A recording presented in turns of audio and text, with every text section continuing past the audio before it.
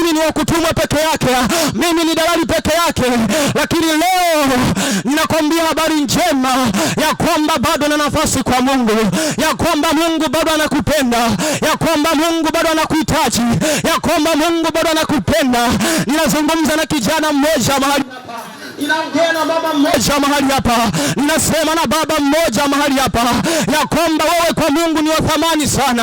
Hajalishi yale yote ambayo umekwisha kuyafanya, hajalishi yale yote ambayo umekwisha kuyatenda, lakini Mungu wetu ni wa rehema sana, lakini Mungu wetu ni wa upendo sana.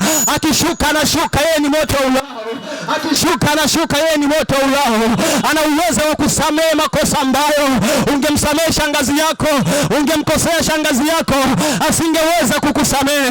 Mungu wetu ni wa rehema sana, anaweza kusamehe makosa ambayo ungemkosea baba yako mzazi, asingeweza kukusamehe.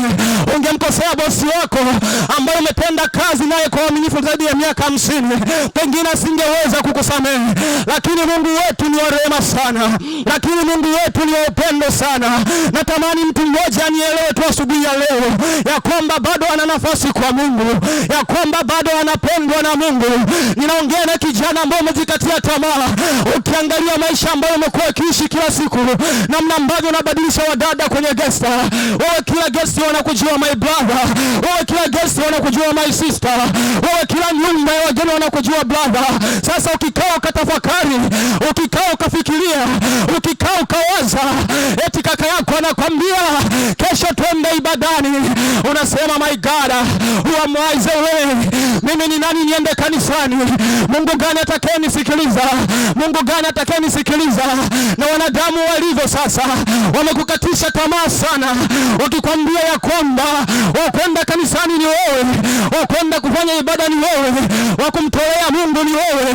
No, ninakwambia ya kwamba Mungu ndiye anajua kusudi la kukuumba wewe. Mungu ndiye anajua sababu ya wewe kuishi, na Mungu amekuumba ili umtumikie. Utakapoamua kugeuka na kurudi, Mungu anayeishi atakupokea.